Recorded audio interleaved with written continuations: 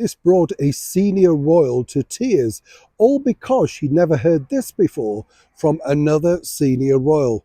Fascinating story, and as ever, let me explain.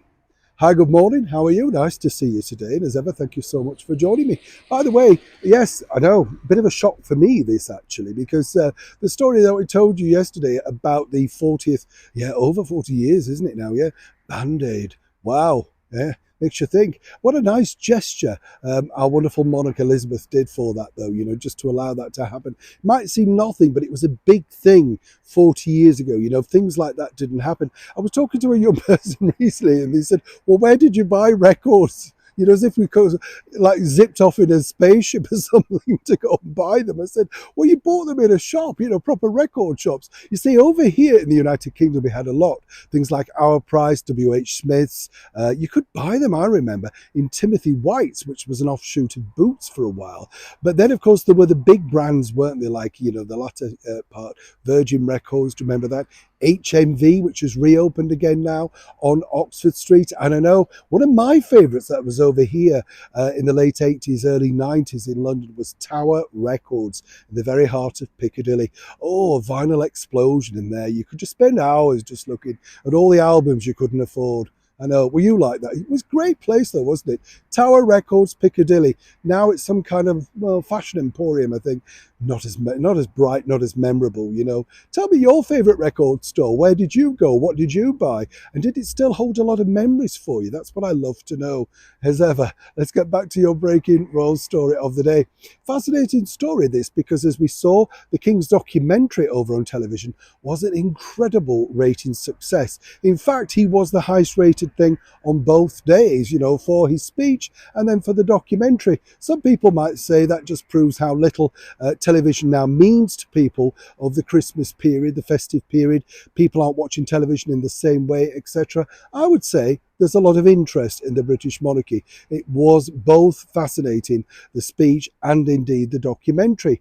But apparently, according to a very well-placed source, that documentary left Camilla in tears. Now, I thought Camilla came across incredibly well on the documentary, showing a very vulnerable, apprehensive side during the coronation. I mean, a lot to remember, and the world's cameras on you. And let's not forget, ladies, it's all important, isn't it? Well, a guy just has to bother about the outfit. She does have to worry about the hair, the makeup, the eyelashes, whether it smudges, the lippy running, all the things, you see what I mean? It's a hard job for a woman, and making sure that you follow the royal protocol.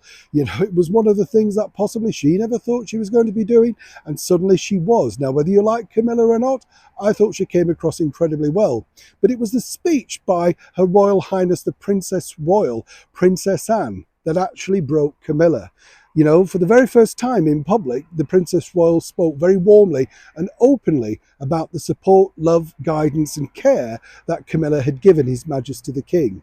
And it was a very moving chat, I felt it was very nice. And apparently this just broke Camilla, because although Camilla and Anne are friends, and they genuinely get on, they do get on, there's no rivalry there whatsoever, it was just seeing it and hearing it for the first time that absolutely moved her to tears. Apparently, according to a well-placed source, so much so that flowers were sent because she said it was just a kind thing to publicly say. It's funny, isn't it? It can be the small things in life that can trigger an emotion that sets us all off. And truly, it doesn't matter whether you're royal or not, we're all human in the end. It was a nice thing for the Princess Royal to do. She's not necessarily known for showing public warmth, I've got to be honest. But the other side of the coin is a lovely thing to do on such an historical and spectacular documentary that will be viewed for many years to come as the, penultimate sort of look at a wonderful coronation of last year, May the 6th. If you haven't seen it, do check it out online. Neil Sean in the very heart of London.